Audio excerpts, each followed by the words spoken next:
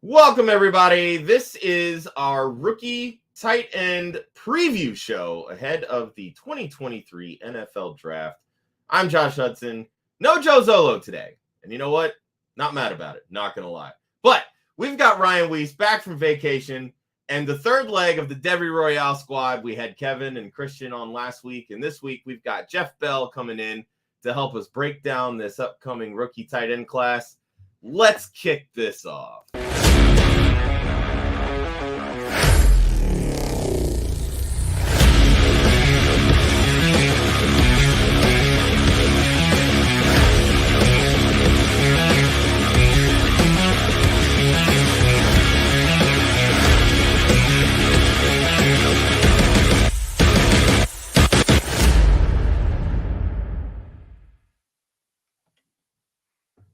What is up? And welcome to No Punt Intended. I am your host tonight, as Josh mentioned, no Joe Zolo, and I love that Josh said that he's not even that upset that Joe's. You know what? For as much shit as Joe gives me, I had to throw some of it back to him. I thought it was a fantastic intro just to let people know the animosity that builds behind the scenes of Club Fantasy and No Punt Intended on a daily, weekly, monthly basis. Thank you guys for joining us. I am the host tonight, Ryan Weiss, as Josh mentioned, back from vacation. You may have seen me on the mock draft show, Mock It Like It's Hot on Mondays, and you usually see me here every Wednesday. Josh is the co-host tonight. Josh is the co-host every single night. Josh is the founder of Club Fantasy. Josh, how are you doing tonight? I'm great, man. We got, we got a good guest. Well, I was going to say, this doesn't really happen often when we talk tight ends. I was like, I'm going back and I'm thinking about this. Like, we were able to get Kendall Valenzuela when we did the off-season tight end preview show. I'm like, okay, good guess. Great. Awesome. Jeff's like, oh, I can't do the wide receivers, but yeah, sign me up for the tight ends. I'm like, wait, somebody wants to talk tight ends? Let's fucking go. Jeff, you don't know this story, but the only reason I'm even with this show is because I wanted to talk tight ends. Before I was a member of this show, they used to bring me on over and over again because nobody wanted to talk tight ends. As we've alluded to, our guest is the other third of the Devy Royale. He wasn't able to be with us last week, but he has the show all to himself this week. Jeff Bell, how are you, my friend? I'm fantastic. And again, thank you so much for having me on. I jumped at the chance. Josh mentioned that we were going to talk about tight ends. Tight end is my favorite position in an offense. And tight end can dictate so much the offense. You can play heavy with tight ends. You can play light with tight ends. You can split them out wide and create mismatches. And I just really thoroughly enjoy the chess piece that is a tight end. And I've always loved that position. And I understand in fantasy, people can get a little bit frustrated at the position because there's always going to be that late round dart throw, and you're always going to be wrong on which one it is. But again, it's just a very, very fun position, and I thoroughly enjoy it. So thrilled that to have the opportunity to talk about with you guys. I love having you, and Jeff gave me the privilege of Josh, you don't even know this. I just wrote my first ever Dynasty article this week that I submitted for review for Footballguys on Dynasty tight ends. You do know it's going to get rejected, right? I mean, you writing about Dynasty, that shit just ain't good. Hey, Jeff has faith in me, and I don't need your negativity. Well, and Ryan, so obviously you can see the branding, and I'm very involved with Footballguys now, but Ryan posted my very first article with Footballguys, and so it's a symbiotic relationship. I told my wife how the tables had turned. It was Jeff sending me article ideas, and now it's me sending Jeff article ideas. He's the big guy in Dynasty over at Footballguys, and I love every second of it. So. And you too kind on that. I don't know about that, but no, I try my best. So if you guys haven't picked up on it, we are going to be talking rookie tight ends today, and we're going to start with Jeff's top 5 rookie tight ends. And Jeff, I'm going to list these, but you made some interesting comments as we got started, so I'm going to have you just kind of dive into it. So at number 1, you have Notre Dame's Michael Mayer, Dalton Kincaid from Utah at 2, Luke Musgrave from Oregon State at 3, Darnell Washington from Georgia at 4, and Sam Laporta from Iowa at 5. You were able to go 1 and 2 pretty quickly, and then things kind of got messy for you. We're going to talk a lot more about these players as the show moves on because we're really going to focus on landing spots, but just kind of give the pros and cons and why it got a little bit harder after 3. All right, so 1 and 2, I think, have a little bit of a clear separation, and those are the players most often talked about being first-round picks in this draft with Michael Mayer and with Dalton Kincaid. I really want to have Dalton Kincaid as my tight end 1. Now, Dalton Kincaid had a very, very poor offseason pre-draft process. He was hurt. He wasn't able to test. And Michael Mayer came in. He had been the consensus tight end one in this class for years in the Devy landscape. And he came in and he really tested a lot better than what was expected out of him. And so that's where I ended up with Mayer above Kincaid. But I do have separation between the two of them stepping into the third, because it starts to get more clouded, more difficult once you enter that third, because we talked about three guys there with Laporta, with Washington, and with Musgrave. I think you can put Tucker Kraft in there. I think you can put Zach Kuntz in there. I think you can put Luke Schoonmaker from Michigan in there as well. And there's a lot of depth through that tight end area. And I wouldn't be surprised if any of those players were the third or maybe even the second player taken out of this group. And so that's where it gets a little bit cloudy once you get past those top two. And I think that you read enough mock drafts, you see enough out there that you feel pretty comfortable with Kincaid and Mayer as the top of the class. Josh, you mentioned when Jeff gave us his top five, that's kind of like the standard top five. Is that what you're seeing all over the board, Josh? Yeah, and that's how I set up the our stars show sheet. I noticed that. Yeah, literally, like, these are the top five guys that we featured. You rattled off like Zach Kuntz and Shoemaker, and I'm thinking to myself, Jeff, save it, man. We're talking sleepers a little bit later. Yeah, dude. Next question. Read the show sheet, Jeff. Come on. We belittle and berate our guest on Club Fantasy. You're all good. But no, I think it's really interesting to me personally when you're looking at this tight end class, because and I feel like we see this with the wide receiver position too. It's like, I think JSN is a clear head and shoulders wide receiver one in this class. And everybody is finding ways or trying to find ways to knock him off of that pedestal. Shifting gears to the tight ends, I feel like we're trying to do the same thing with Michael Mayer by putting Kincaid as that one. And Jeff, you kind of alluded to it, that Mayer has been sort of the consensus tight end one from a Devy perspective heading into this class, literally for the last 3 years. So I guess for me, you mentioned you're trying to find ways to put Kincaid one. Why? Is it just because you're tired of talking about Mayer? Like, why? No, I think it comes down to, I think Michael Mayer is a better football player than he is a fantasy football player, is where a lot of it is.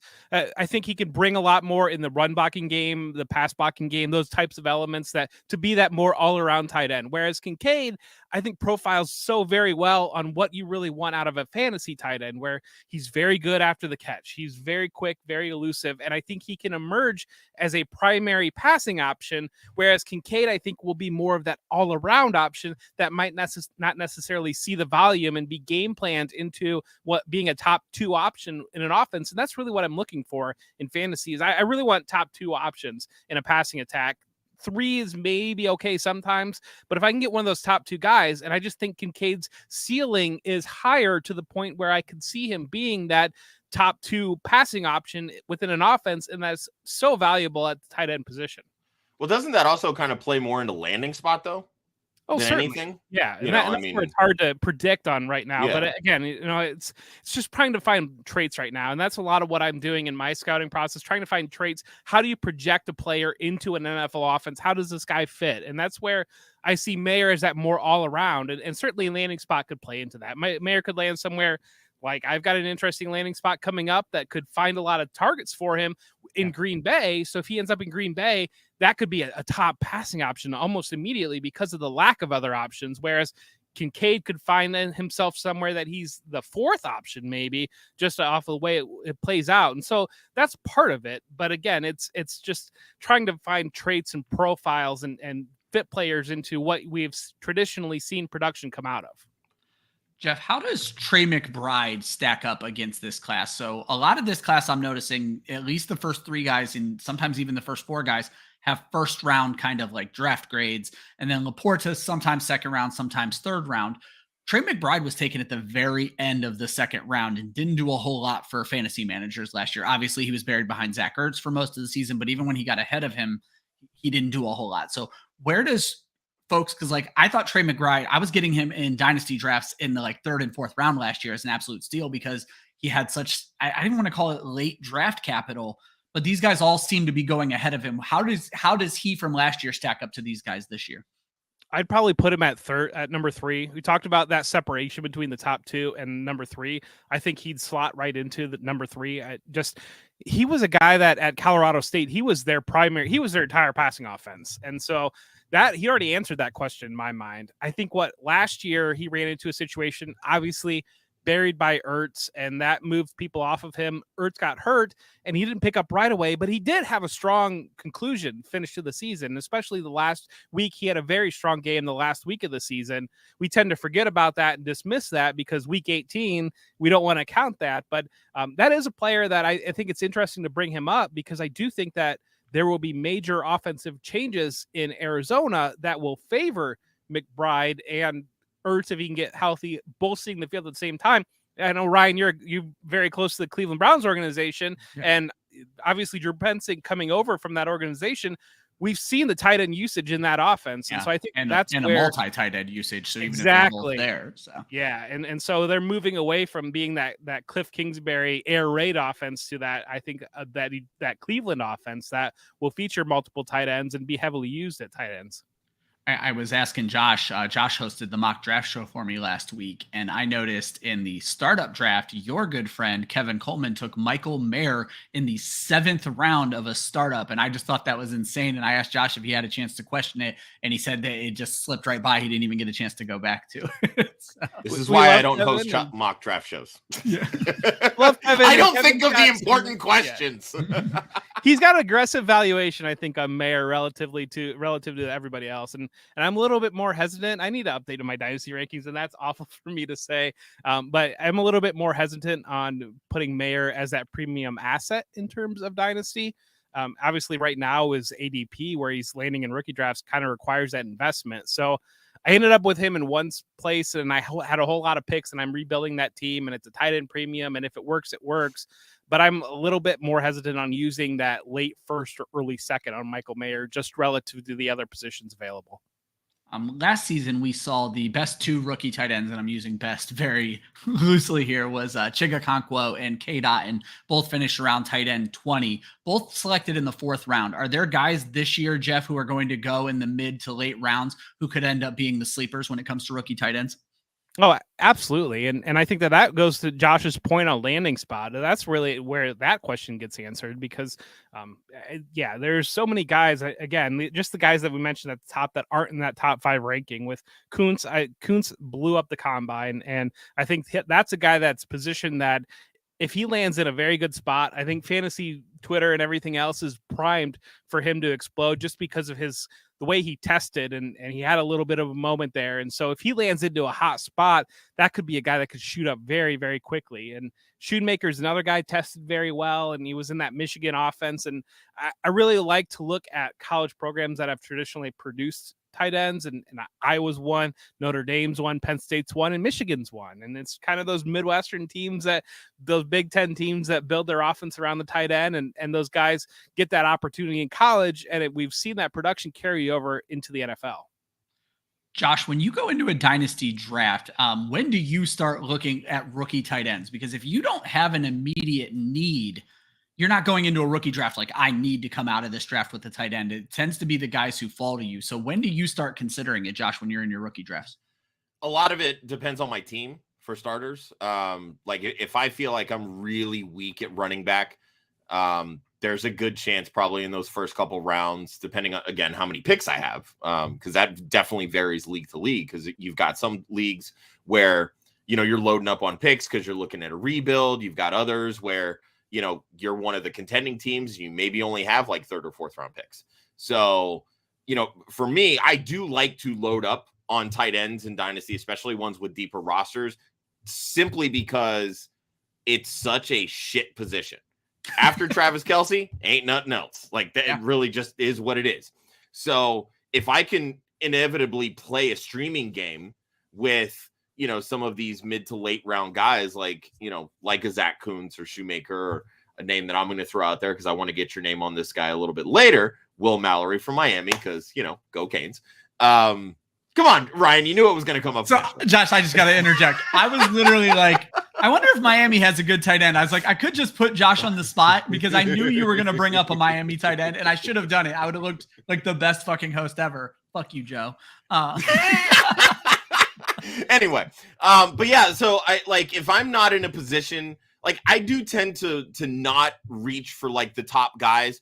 If I have, 3 or 4 firsts and a couple seconds, and the 7th of my draft picks is in the 3rd round, and that top guy, last year I did have a couple teams where I had Trey McBride. Sure, because it's not a high priority for me at that point because I've already spent 5 or 6 draft picks. But in a traditional draft, I'm usually not taking one of those top guys because we see this all the time. Rookie tight ends really do not pop. They don't.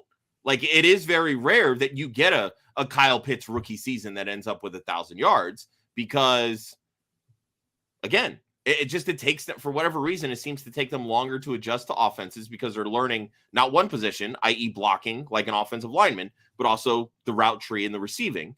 So again, it just on the surface, it seems like that's what the issue tends to be with rookie tight ends. So those guys that ended up going early, I remember when, TJ Hawkinson a couple years back was a top 7 draft pick. He had a decent rookie year, but it wasn't anything that made me feel all right, this is a top 4 or 5 dynasty tight end, right? So instead of going out and using that 1st round pick, he could very well get dealt for a 2nd round pick the following year because so many dynasty managers are just impatient. That's that. So I would much rather load up on some of those 3rd, 4th round guys and see if, you get a Cade Otton, a Daniel Bellinger, a Chigakonkwo that, shows some flashes, and maybe you flip them for a 2nd round pick. And now you've turned that into more value, or you've got a Kelsey or an Andrews or, maybe a Pitts or in this case, a Hawkinson. And you're like, you know what? I don't mind having this guy stashed on my bench. God forbid there's an injury. And I feel okay swinging him into my lineup. Now, you guys can find Jeff's rookie ranks and my rookie ranks at Football Guys, but unfortunately, we are not able to do Superflex yet. It's coming. Jeff, I think dynasty leagues are kind of trending towards Superflex these days. To continue with what I asked Josh, where do you see these guys starting with Mayer and Kincaid? And obviously landing spot's going to play in, but where do you see these guys falling in a 10 team, or I guess just in the number of picks, in the 20 to 30 range? Where do you see these guys falling right now in fantasy drafts? Right now, I think Mayer's kind of at that 1st and 2nd turn usually. Interesting. Yeah, so that's kind of the valuation I've seen on him, especially in premium leagues. He kind of tends to go. I've seen him, we did a 2 tight end draft, and he went at the 109 in a 2 tight end league. So that he kind of pushes there. Kincaid seems to be falling a little bit after that to that mid 2nd round range. So the 17th to 20th pick or so, kind of in that range.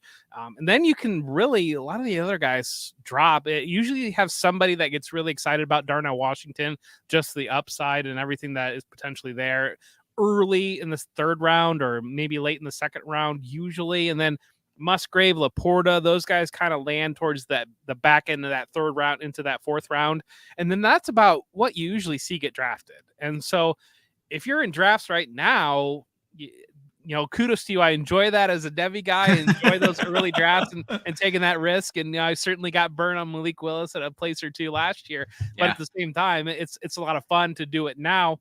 You can grab one of these guys like a Tucker Kraft or a Zach Kuntz undrafted usually. And so I love that value on those guys because that could catapult very, very quickly if we see those guys go off the board at day 2. And a player No, Josh, go. I was going to say, once you see the landing spots for a lot of these running backs that are flooding those early rookie drafts, and you realize that some of them went undrafted or, the same thing with the wide receivers, those are going to start falling. So some of those other, the deeper tight ends start creeping into those, late 3rd, 4th round, or even a 5th round if your rookie draft is that deep. Well, and an interesting guy, and we're going to talk a little bit more about this player later, so I don't want to get too much into it. But Jeff, you brought up, landing some of these guys undrafted. Jake Ferguson was a guy last year who nobody ended up adding, and he is, for the time being, the number 1 tight end in Dallas. And so it's going to be real interesting to see how that shakes out because there are those guys out there that are completely undrafted that could end up a year or 2 away from having a starting job.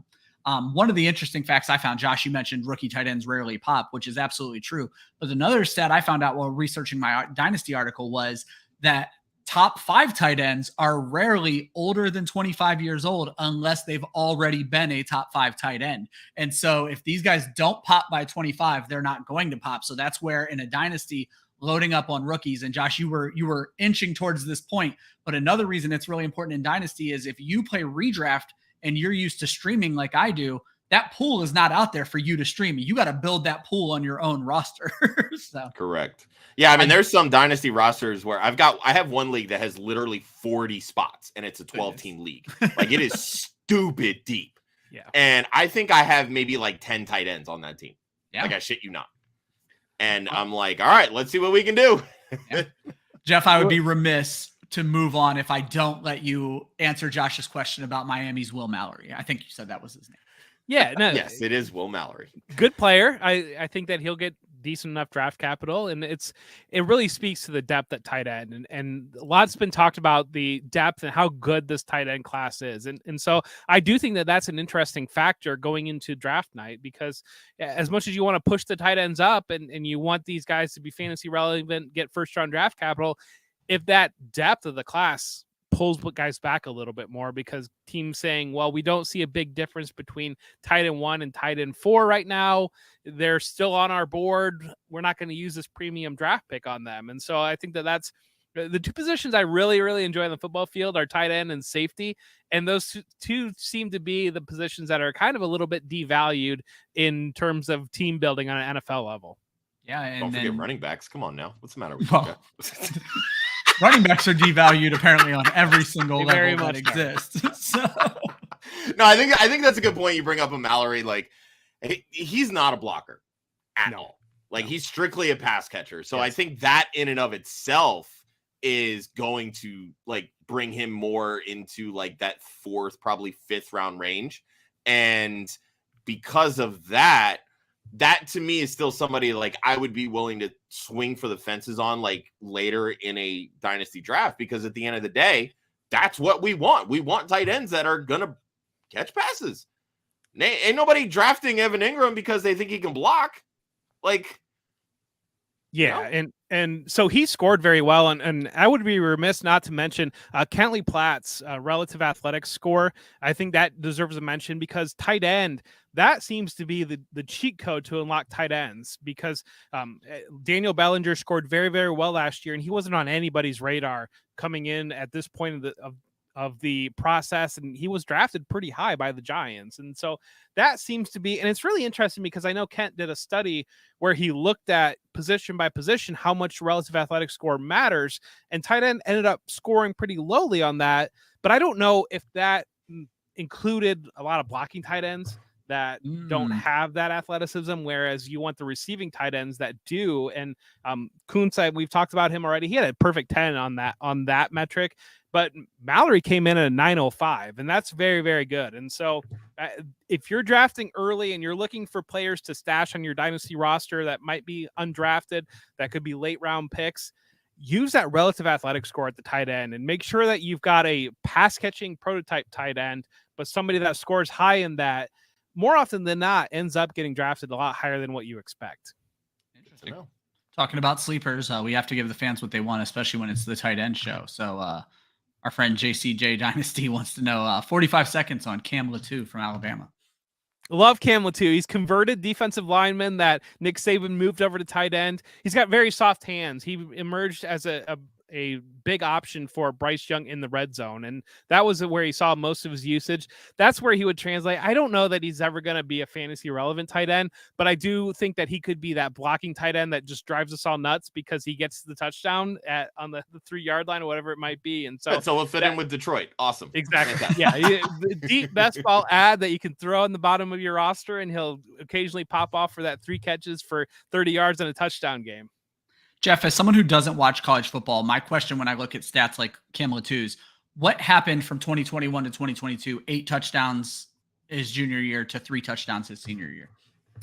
offensive struggles were part of it. I think Alabama's offense as a whole took a little bit of a step back last year. Bryce Young, he was hurt for a period of the year that just kind of, there was a lot of chance involved in Latu's touchdowns because, again, just that red zone option and that guy would kind of occasionally pop open and catch a touchdown. He wasn't a primary focal point of the offense. Nothing really ran through him. And so it's just probably the year-to-year fluctuation of, one year you might have this random guy pops for eight touchdowns, but then 3 is probably more realistically in line of where you would expect. But we've seen tight ends like that in the past that have a random 8 touchdown year, even at the NFL level. Well, I was going to say, if he ends up in Detroit, he'll get all 3 of those touchdowns in one game. So. Right. And then never score another one. I have to bring this comment up, unfortunately. My sheer hatred last year of Cole Kmet and Dawson Knox has turned me and Kevin into this bitter rivalry when it comes to fantasy tight ends. And he's right. I was scared to have him on the show because the whole show, he would have been just telling us how every one of these tight ends was ready to pop. And I would have had to fight back that they weren't. And then he would have comped them all to Cole Kmet. It would have been a terrible show for nobody to watch. But this is I was about to say, in fairness, I invite the guests for starters. Gosh, don't take away my narrative. I have been for this show lately. But 2, Kevin, you were on like 2 shows of ours in 4 days. Take a fucking break, bro. No, we love Kevin, and he and I just see tight ends very, very differently, which we don't even really see it that differently. I just hate Cole Kmet and Dawson Knox, and he didn't last year. All right, we're going to jump into landing spots. I'm going to start with the teams who could draft a tight end. Josh made a list of these teams, and then Jeff, I'll let you add if there's anybody you think that we should be talking about as well. So we have the Houston Texans. They signed Dalton Schultz to a 1-year deal, and then Brevin Jordan's had just injuries every year. The New England Patriots obviously moved on from Jonnu Smith, and all of their options right now are short-term options. The Green Bay Packers have Josiah DeGuara, and I can't even remember the other guy's name, but no real starter. Austin Allen. Yeah. The Washington Commanders are a very interesting landing spot. There's no legit option behind Logan Thomas. Logan Thomas had been the rumors of a cut candidate. I believe they can save $6 million by cutting him, but they actually just came out this week, Ron Rivera, and said they're very happy with their current group. So they're very interesting. The Detroit Lions, after they trade TJ Hawkinson, it's just a huge hole in their offense right now. But again, they can get any random guy in the end zone 3 times in a game. Tampa Bay Buccaneers, they drafted Cade Otton last year, but they need depth. The Los Angeles Chargers, they still have Gerald Everett, but he is only have 1 year left on his deal, and he's old, plain and simple. The Jacksonville Jaguars, no long-term deal with Evan Ingram quite yet. The Dallas Cowboys, they just have a bunch of unproven guys. I think they took Ferguson and the guy behind him in the 4th and 5th round last year, 4th and 6th. Peyton Hendershot. There you go, Hendershot. And then Cincinnati Bengals with no long-term options. They did just add Irv Smith, which I was really shocked to find Irv Smith is still only 24 years old. So those would be the higher candidate teams. Is there anybody Josh missed there, Jeff? I think the Dolphins stand out in my mind as a team that will almost surely add at tight end. You know, they had Gesicki last year and they didn't use Gesicki because he's a terrible scheme fit for them. And so right now they only have Durham Smythe is maybe the only tight end on the roster. We know Mike McDaniel coming over from that 49ers system and having George Kittle over there. So I think that they're a team that I put high in my mind as a team that could target tight end. And then a couple teams that might look to backfill the position would be the Chiefs, maybe with Travis Kelce and where they land given the depth of tight ends. Maybe Buffalo grabbing a second tight end because behind Dawson Knox they had Quentin Morris, and he had a little bit of an opportunity last year when Knox was hurt, but he's not going to be that guy. And then the 49ers as well with George Kittle is turning 29. Wow. They don't really have anybody special behind him or developing anybody at all behind him, and so just some of these offenses that have put high value on the tight end position that are starting to get guys that are aging a little bit more that could start to maybe take that second guy where the interesting part of it is if that second guy hits on your roster, you can play a lot of 12 personnel and you can do a lot of different things with scheme. You can do a lot of different things with moving them throughout the offense. And so it's one of those that maybe you have a really good running back and maybe you're not going to invest in running back again just because you've got a good running back. But we know the devaluation at the position. Tight end's one where if you end up with 2 of them, you're able to change the structure of your offense and you're able to do different things that you wouldn't be able to do before. That still takes a creative offensive coordinator to do that, though. And there's probably only 3 out of 32 teams that actually do that. That's true. Kansas City would be a fun one. Hey, don't sleep on Noah Gray. Come on now. But Josh, I do want to throw out at you. The San Francisco was a bit of a surprise. I've seen Kansas City taking a tight end in a few mock drafts. But Josh, what if these top guys end up as backups in San Francisco and Kansas City? How would you approach them in Dynasty at that point? I think for me, it's a fair point to just kind of throw like a later round dart throw on them. You know, like almost Trey McBride again. So yeah, like I think that's really what would happen. Now, if we're looking at say like Dalton Kincaid, who lands in Kansas City, I think you have to respect the talent and the potential draft capital, and then just kind of pray to God that something doesn't happen to Travis. Yeah, we don't even say those words. Like, I don't ever want to wish bad on any player, especially really good ones. But like, don't talk like that. Yeah, and that's the point. Like, if he lands in Kansas City, you would think that that's got to plummet his draft stock. But it's like, well, the draft capital's there, and then this, and do they move on? Like, it's just you're constantly going back and forth. The thing that I think worked in McBride's favor in the unfavorable draft spot was that the class as a whole was just really weak. So you didn't have a problem taking him as the elite tight end option, even if he was buried, because Zach Ertz was recently traded, and you know, yeah, he did sign an extension. It's a 3-year deal. It wasn't, you know, like, you know, Travis Kelce is going to retire a Kansas City Chief. And, you know, you're not really expecting him to fall off a cliff at any point in the next 3 years. So I think you solve that, though, with Zach Ertz. So, and I think that to me is the big difference really between those two situations. Yeah, and Ertz had that, was it 2020? That was just an absolute train wreck. And it looked like, you know, his dynasty stock fell off a cliff following that season. I think it was the 2020 season. And so I think that that's one of those that is in the back of every dynasty manager's mind on that season and how that value plummeted. And so seeing McBride go there, thinking in your mind that maybe Ertz, we've already seen the drop off. Is it around the corner again at any time and putting him there? Whereas Travis Kelce, if it's Dalton Kincaid backing up Travis Kelce, you haven't seen a dip at all in Travis Kelce's. And you haven't seen him miss extended time with injuries either. No.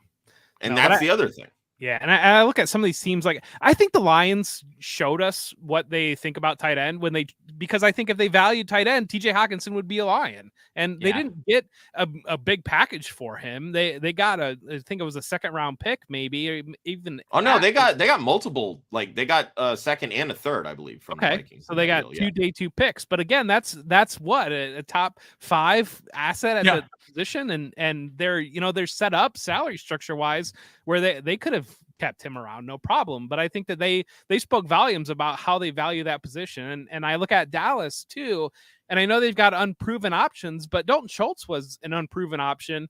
And Mike McCarthy's offense has not valued the tight end, and he's taking over this offense, and he's going to put his stamp on it. And after he had Jermichael Finley early in Green Bay, but after Jermichael Finley was done, he went 5 years, and there was only 1 year where a tight end saw more than 53 targets, and that was Richard Rodgers had one random year where he saw 85. So adding Brandon Cooks into that offense, I think that tells you what you want to know about that offense. You've got 3 now very strong wide receiver options. That's where the targets are going to go, and they're just not going to value the tight end position. So those are the types of things that I look at it as.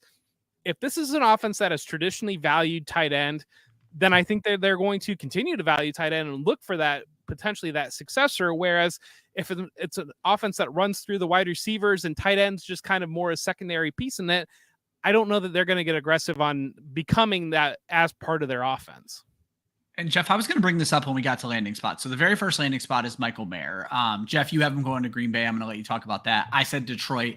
Josh has the Cowboys. And when I went through and kind of took a quick look, I noticed you don't have the Cowboys at least adding any of these top 5 tight ends. Do you think they're going to stand pat with Hendershot and Ferguson based on what you just said?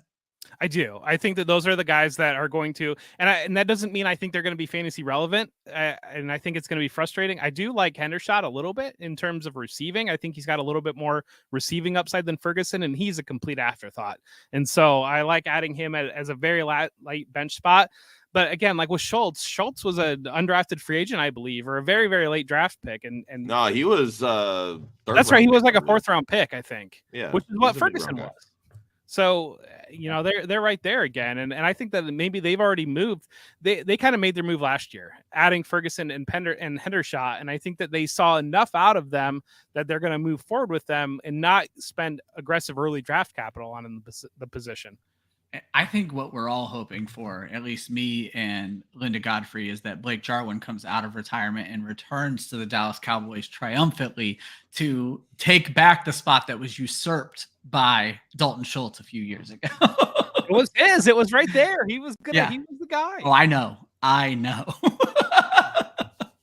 But as we brought up, we're moving on to landing spots. And the question I'm going to ask each of you guys when we do these landing spots is, we have them listed in the top 5 of Mayer, Kincaid, Musgrave, Washington, Laporta. So you have Green Bay taking Mayer. My question to you is, you can walk us through that because you sounded very interested by the fit. Do you also have him going off as the first tight end? Is that kind of what your prediction is? Yeah, in this scenario, and I just struggle to place these, and 14 or 15 feels high for him, maybe, but I just look at what they have, and so I guess in my mind, I'm thinking that Jackson Smith and Jigba will be off the board, and they won't value another wide receiver in that range just because they haven't traditionally valued the wide receiver position at that level.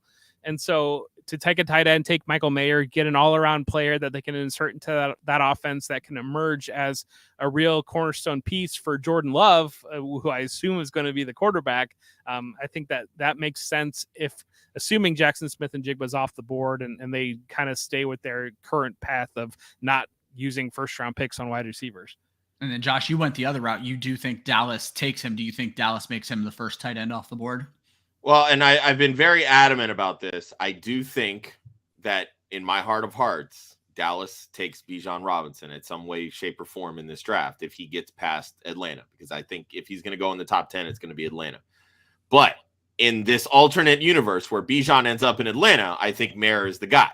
And the reason being, like when I watch Michael Mayer, he reminds me a lot of guys like Jason Witten and Zach Ertz, guys that can play in line, that can block, they can do the things you need to do when you run the football, but they can spread out wide. He can work the slot, the middle of the field, and gain those chunk yards to kind of move the sticks, which is exactly how they use Dalton Schultz. Now, Jeff, to your point that McCarthy hasn't typically called those, types of plays. He's not, somebody that typically utilizes the tight end position.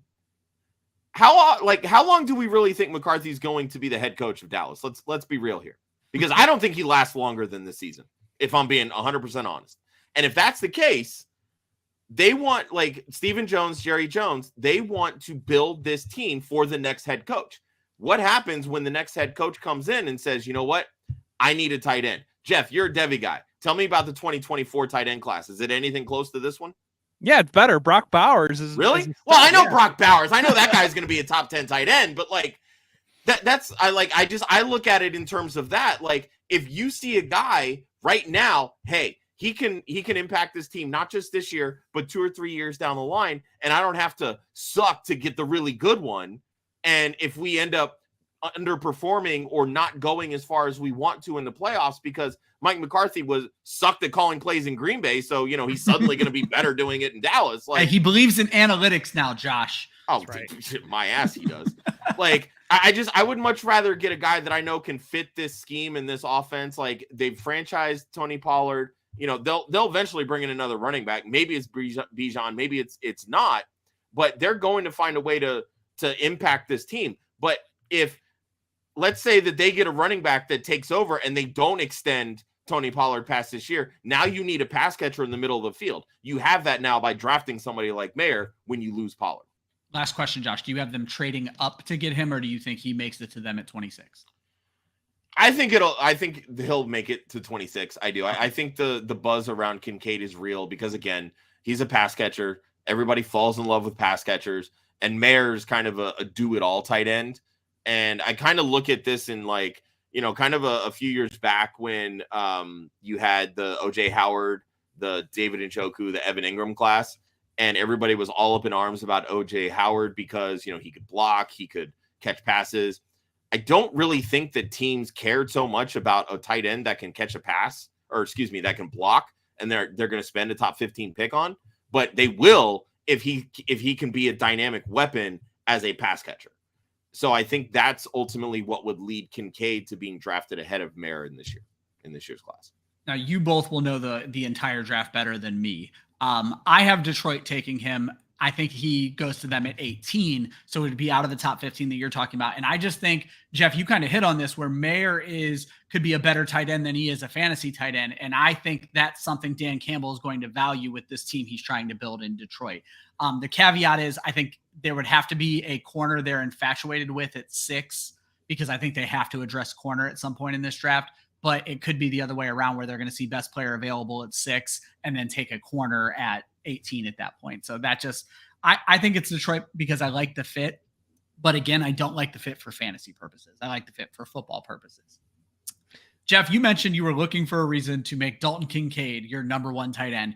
I personally, based on just for the dynasty landscape, think that a landing spot of Kansas City could do a lot to make him the top 10 or the number 1 tight end in this class. Namely because the knock on Kincaid right now, maybe the sole knock on Kincaid, is nobody's going to be 100% sure when he's ready to play. He doesn't need to play right away in Kansas City. So talk about that a little bit. Yeah, so I mean, we're making content here a little bit, and so I thought it would be fun to put a Kansas City landing spot on Kincaid, just because getting Kansas City on the radar to go into this tight end position, because we did see heavy 12 usage with Noah Gray, Josh's guy, Noah Gray over there. Yeah. They like to use the 2 tight end sets. And I think that what you're seeing a lot in Kansas City is they're inverting the offense a little bit with the receivers that they have now, where they want to send that tight end up the seam and kind of use that. We saw in the Super Bowl how many option routes out of the wide receivers in the flat, getting those rubs and those slants and all those things that give that receiver space, where Andy Reid is running all these trick plays. And so an element of that is having some vertical element into your offense. And so to have a tight end there and a guy like Dalton Kincaid to backfill that Travis Kelce position, I think would be absolutely lovely, because we know the value that offense puts on tight end, and Travis Kelce being that primary receiving option. They obviously made a decision to stick with Travis Kelce over Tyreek Hill. So that's where start to think about backfilling and really the depth that Kansas City did a very good job of almost rebuilding on the fly last couple of years. And last year because of the Tyreek Hill trade, they have so many rookies that played in that Super Bowl. And so they're kind of in a position right now where I don't know that they need to target any specific position and start to build a little bit of that value and build a little bit of that depth, thinking for the future. And so if Kincaid were to land in a range where they're able to get him, it would be an interesting fit. I was going to ask, is it at 31, or is this something that falls to them later in the draft?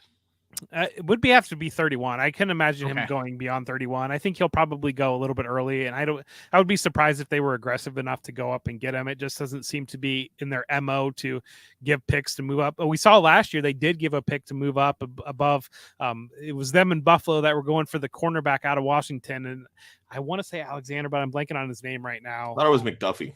McDuffie, yes, McDuffie. Yeah, it came out that Buffalo thought that he was going to fall in their laps, and then Kansas City went up and jumped them. So that's where we did see them get aggressive last year. And so maybe, and I'm looking at premier positions, and we know that tight end's not valued as a premier position, but there's a lot of cornerback depth in this draft, and so I expect corners to go. I think there's a lot of edge depth. Those are the positions that usually go early and start to push some of these guys back to get into a range that a team can get aggressive and go up and get one. And then Josh, you had Kincaid going to Detroit. I guess same question. Do you think they take him at 18? Do you think it's going to go later? Any reason in particular you have Detroit for that fit? Yeah, I think for Detroit, it's mostly just they have these extra picks to continue to build this team, and they can, they have a chance to build a fucking arsenal on offense. Yeah. Like, you bring in David Montgomery, you've got an elite offensive line. You still have DeAndre Swift. Amon-Ra St. Brown is a god. Jameson Williams, who you traded up to get. You drop an elite receiving weapon at tight end that you're not asking to go out there and block. Just say, you know what, run routes and get open.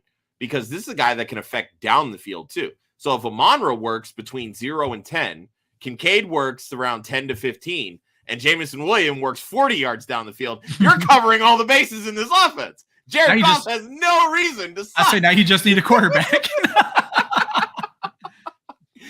exactly. So, and my thing too is like we're getting into this like pivotal time here for DeAndre Swift, right? So it's kind of similar to what I'm talking about with Michael Mayer. Dallas goes, they get this guy because they're thinking not just for this year, but also next year. You can do the same thing here with Dalton Kincaid.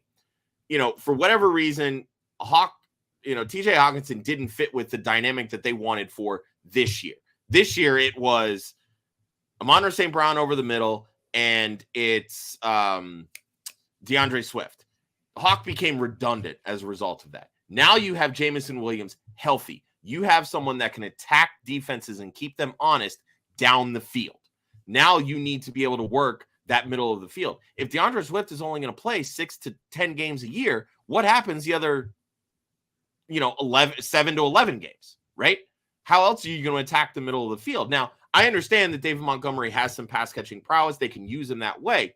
Maybe he doesn't just, fit that exact Jamal Williams role where all he does is just run the football and score 80 touchdowns. But if you have a guy that can run the, a little bit more dynamic route tree that's a little bit bigger than someone like an Amon-Ra St. Brown, and you can keep Amon-Ra in that high target volume, maybe somewhat lower ADOT, but kind of in that, 9 to 11 yards per reception range. And Kincaid can go 13, 14 yards on top. I think you're working different layers of the field and your offense becomes more dynamic in that instance. Yeah.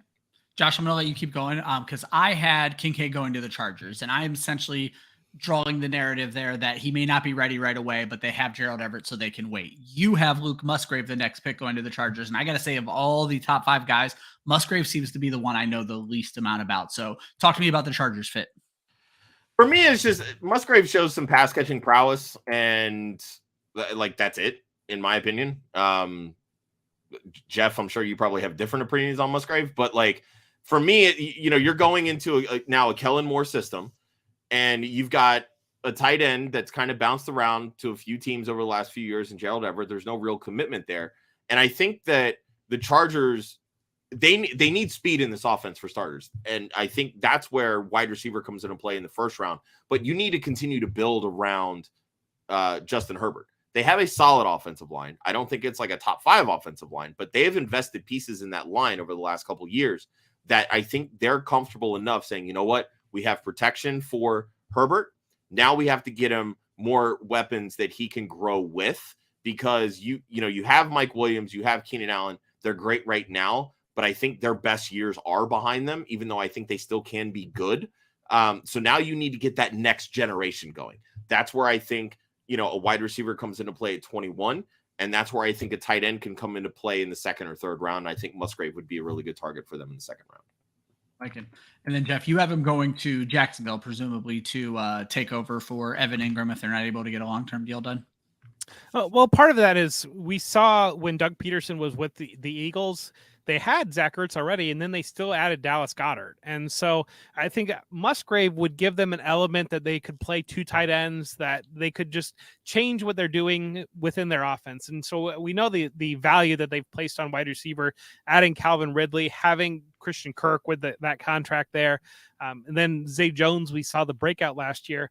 Musgrave as that pass catching element that allows them to play 2 pass catching wide receiver or tight ends, that they could move through formation, that yes, it backfills you long term for Evan Ingram if you're not able to get a long-term deal done, but at the same time it builds layers and adds element into that offense. And so we've seen Doug Peterson use 2 tight ends pretty heavily in the past, and so that's an area that is a big hole in their roster. And so Musgrave would bring an additional receiving element to that offense. And so I just think it's interesting to kind of put them as a team to watch for adding a tight end, and Musgrave would be that receiver in that same kind of mold as Evan Ingram that they already have.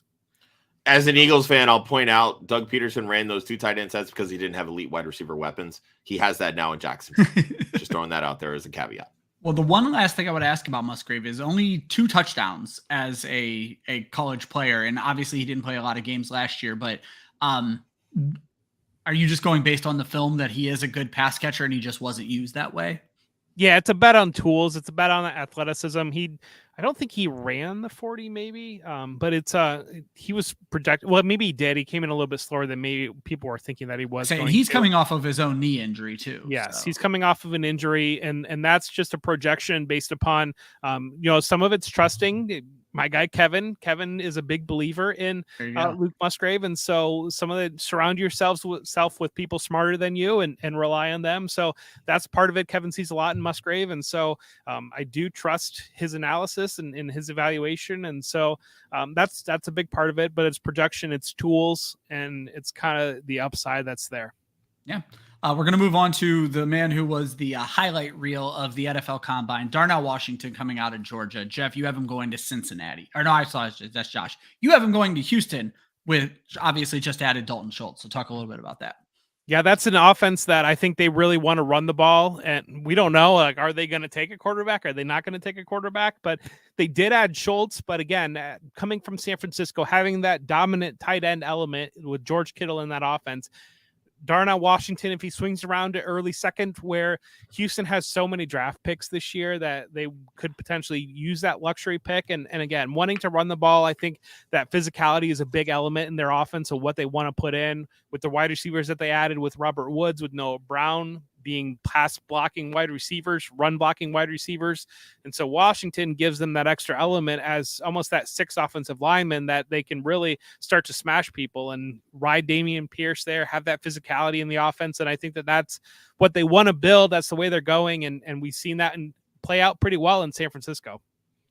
And that's why I had him going to Dallas, mainly because if Dallas wants to run the ball as much as they say they want to run the football, I think Washington fits that very well and then gives them that additional weapon. Josh, you had him going to Cincinnati. Now I'm going to ask you a question point blank, Josh. I have not seen any respect given to the Irv Smith signing whatsoever, and I'm actually pretty excited about it. Are you just completely done with Irv Smith, or is it a wait and see sort of thing?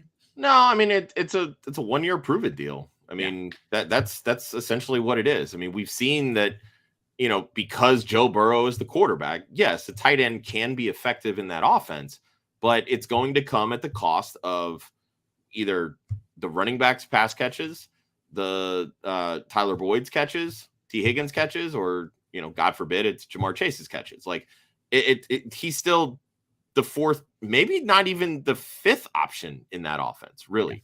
So, like I that's really why I'm not like overly hyped about it. Like I know, Hayden Hurst did well. I was gonna say they targeted the tight end. But that's the thing. It was a perfect storm for him, right? Yeah. Jamar Chase misses 4 or 5 games. Joe Burrow. T. Higgins at least missed 2 where he went out after the first play. Yeah, he left too early after like 10 snaps or whatever. So like again, it was kind of a perfect storm for Hayden Hurst in that instance. So really what you're banking on for Irv Smith, you're hoping for the exact same thing. I don't want my best players to get hurt, so I don't want to project them to get hurt. So the reason that I have the Cincinnati kind of going the route of Darnell Washington here is because what do they do? What do they talk about every offseason? We got to protect Joe Burrow, right? Why not get a tight end who's 6'7", who is probably the best blocking tight end in this draft? That's exactly what they did when they drafted Drew Sample. They drafted a guy that could block. And if they ever need to use him in pass catching roles, they have that option. But I don't think that Darnell Washington is going to be somebody that is going to be looked at and say, you know what? You can be a tight end that hits 800 plus receiving yards every single year. We'll use you in that role when we need to, but it's not going to be a high priority for us. And that's kind of what I see with Darnell Washington. Yeah, I think that Cincinnati doesn't place that value on that position. And I think that they've positioned themselves. They got CJ Uzomah paid. Then they got Hayden Hurst paid. And so I think they're trying to position themselves as, hey, come here. You will be in a very productive system. Play a year here. We will rehab your value. We'll get you paid next year. And then we'll keep rotating and we'll find the next guy that has the tools that can come in and do just enough as that fifth complement in the offense. And we'll get him paid too. Yeah, but Irv Smith has the checkered injury history that those guys don't. And that's why I think they could very well end up with a tight end in this draft class. Yeah. I don't know. I like Smith, but we're going to end this whole thing with Sam Laporta. The only agreement we have on the whole show, me and Josh both have him go to the Packers. Josh, I'll let you speak to that in a second. Jeff, you have him going to Miami. So you mentioned that Mike Gesicki, terrible scheme fit in Miami. There is some worry about their love or usage for the tight end. If Laporta ends up there, is this another better football move than fantasy move, or do you think there could be fantasy relevance? I mean, I definitely think there could be fantasy relevance. We saw when Tua was running hot, the upside within that offense. And so Laporta coming as an Iowa guy and McDaniel having that experience with George Kittle, adding that element within their offense that can be that bruising tight end that can also participate in the pass game, that I think Laporta brings at it. And it just kind of stands out in my mind as this is a team that, again, it's just taking what McDaniel had exposure to before and understanding how much tight end, a physical tight end that can participate in the run game and also be a passing element, was able to unlock that San Francisco offense, seeing that firsthand and wanting to add that element into the Miami offense. Yeah. I think it makes a lot of sense. I initially was a person who was like, oh, they're definitely going to go get a tight end. But then I started listening to the noise and kind of moved away from it. And so it's going to be interesting to see because they're so set at wide receiver. And as long as Tua doesn't retire, they should be pretty fine this year. Josh, you have Green Bay. I also have Green Bay. I think it just makes a lot of sense with the fit, but I'll let you talk about it. So. Yeah, I mean, for me, it's really a matter of the Packers need some kind of tight end, right? They need bodies. And I think with Laporta, it's kind of in a way similar with George Kittle, right? Like he's somebody that, you know, he's a good blocker. And I think he has the tools to become a great blocker. And he has good receiving skills and he has the tools to become great as a receiver. And I think when San Francisco drafted him, Kittle became featured in that offense more so out of necessity. And then they realized, oh shit, we got a really good fucking tight end. Now we got to use him. And I think you could see a similar situation in that Packers offense because they have such young receiving weapons. Like, you know, you're dealing with Christian Watson, who came on, he had a great stretch, started the year hurt. Romeo Doubs, a lot of training camp hype, gets hurt. What happens if any of these guys end up getting hurt again? Now you have to fall with, all right, who's left? Oh, hey, let's have this good receiving tight end option. I don't think they're going to prioritize it in the first round the way that some of these other draft pundits are talking about, simply because that's not Matt LaFleur's system. It really is not. Now, the system can work to get tight ends open, as we've seen with Robert Tonyan, but it's not something that's going to be a high priority option. And I think going out and getting a guy like a Laporta in the second, maybe the third round, if he falls that far, that would fit the MO there, in my opinion, because when they took DeGuara, it was a third round pick and he was kind of that H-back role where it was more so like a fullback, but had the ability to play tight end. And I think with Laporta, you have a guy that naturally is a tight end, but they can move him around in the offense. I just think that scheme wise, the offense is very vanilla and they're not going to move around a tight end like that. But when you drop a guy like a Laporta in there, you have that capability. So maybe LaFleur would be like, hey, light bulb. What did my buddy Kyle Shanahan do when he got George Kittle? Let's have some fun here. There you go. I'm still shocked they let Tonyan walk, and that Tonyan walked to be the backup in Chicago. Such a weird situation to me in general there. But apparently he's from Chicago, so it was like a homecoming sort of thing. So it is what it is. Jeff, is there any player we haven't talked about today or we haven't talked about with these landing spots? What I'm basically trying to ask you is there a non-top 5 player and an ideal landing spot that if your dream could come true, that player could end up here and be one of your favorites in this draft? Put you on the spot with that one, not on the show. No, these Kraft, Kuntz, these players that I think some of the landing spots that you guys mentioned that I didn't cover, I think the Detroits, the Dallases, if they are landing those spots, like and I think Green Bay, you guys make a great point. I know I had Mayer going to Green Bay, but the opportunity is really there for a tight end in that scheme, and so I think that more than any other year, the depth of the class, I think, is really there. And you're going to have guys that are probably, you're not even thinking about being draft picks right now in a 4-round rookie draft, that are going to grab a great landing spot and are going to shoot themselves into there. And so I think that you can run even 10, 11, 12 players deep in this. Players that we haven't mentioned, Davis Allen, Brenton Strange, Josh Wiley, like all these guys can end up as landing in great spots. And so it's almost like what we're talking about, especially with running backs this year, but running backs a lot of years where landing spot leads to that opportunity. Guys I are feel so weird ranking guys before landing spots. Like I'm just like, it matters so much to me. You're really just trying to get a baseline, trying to get guys into that ballpark. You're projecting, and that's a lot of it. And so it's fun because you're projecting, and then if they get drafted in that order or get drafted around there, and if you're not changing much after the draft, then you feel pretty fantastic about it.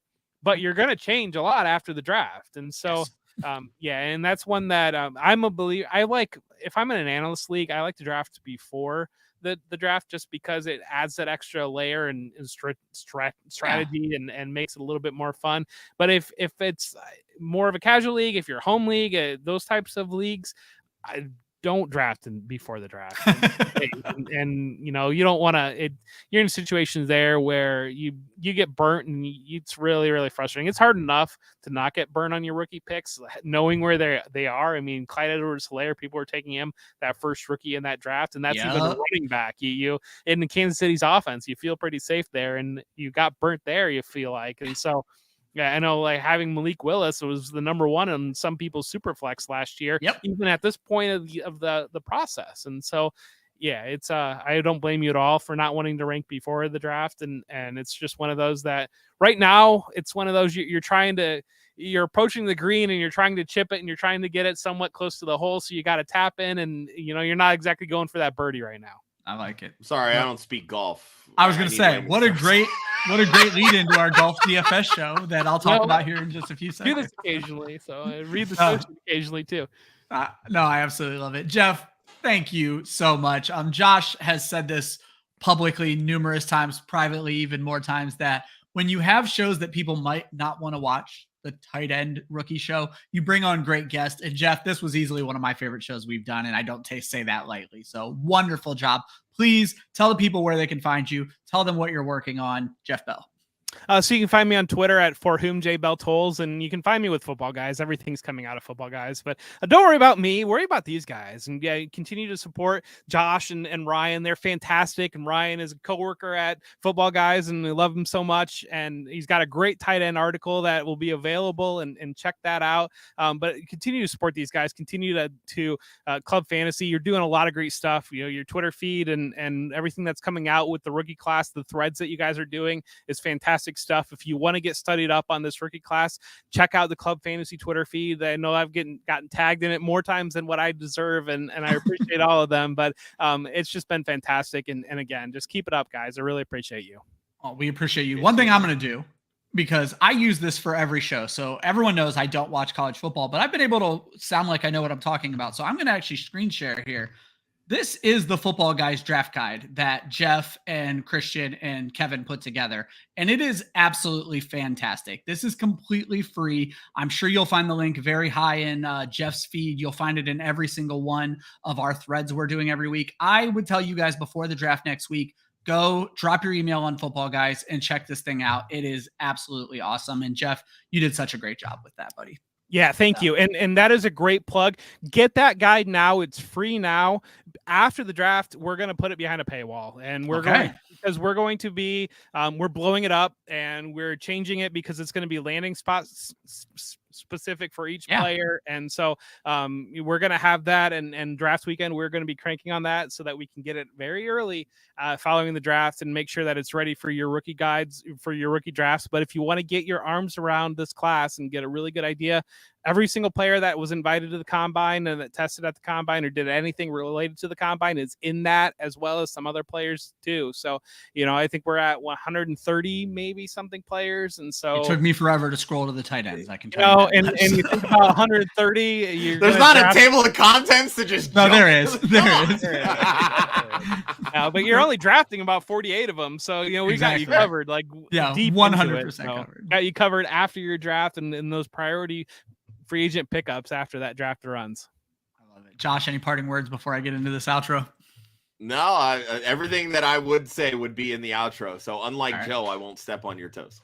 No, I love it. I mean, we know I'm going to love it so bad. Well, first and foremost, thank you to Jeff. Such a wonderful job. Next week, we are going to be back with our annual mock draft show. That's a tradition we started a couple years ago. We are going to invite, I think it's 7 other analysts on the show. We are going to divvy up the NFL teams, and we're going to predict the landing spots. So it's going to be same time, same channel. Stick with us next week for No Punt Intended. Don't forget, Mock It Like It's Hot every single Monday. This past week, we did a Dynasty Startup Draft with Iowa Mike from Destination Devy. Me and Austin are going to be back next week with Gator J, who is normally all in the comments. He must have been busy tonight, from Fantasy Intervention, going for 2, Fantasy and Frames. You've seen him everywhere. So he's going to be on with us next week. I think we're doing a rookie draft. Josh has it in the notes. We're doing a rookie draft. As Jeff alluded to earlier, when you're not necessarily going for the birdie, when you're ready to play some golf, make sure you check out Who's Your Caddy. It is our golf DFS show from Women of Fantasy Football, hosted by Kelly Singh with Adam. They are on every Tuesday night at 9:30. This week, they are previewing the Zurich Classic in New Orleans. So make sure you're checking that out before the tee time start on Thursday. Next week, we're going to have a new episode of Her Story in the Making. It is Britt Flynn inviting Gemma Martinez from NFL Mexico, our first international episode, I'm pretty sure. So we are all super excited for that. And way more importantly, we are now a part of the Better Sports Network app. So we are very excited that Women of Fantasy Football is getting the spotlight it deserves. Britt has done such a great job with Her Story in the Making. So thank you to Fantasy Alarm. Thank you to Josh. Thank you to Faith. And thank you to Britt Flynn for sure. Look forward to seeing the interview with Gemma Martinez next week. And just like every year past for the past, what is it, Josh, 6 years? This will be year 6 we've done this. It's in the notes. I love that I'm trying to guess when Josh has given me such great notes here. We are going to be live streaming the first round of the NFL draft. We will have guests all night on Thursday night. And Jeff, I know you're probably going to be doing a similar thing with either Destination Devy or Football Guys. There's going to be a ton of different places you're going to be able to check out the draft, but we just ask that you guys spend a little bit of time with us coming up next Thursday for the first round of the NFL draft.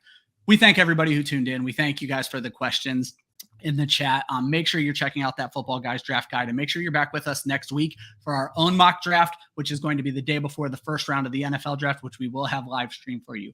Always remember, defense wins championships. Offense wins fantasy football. We will see you next week.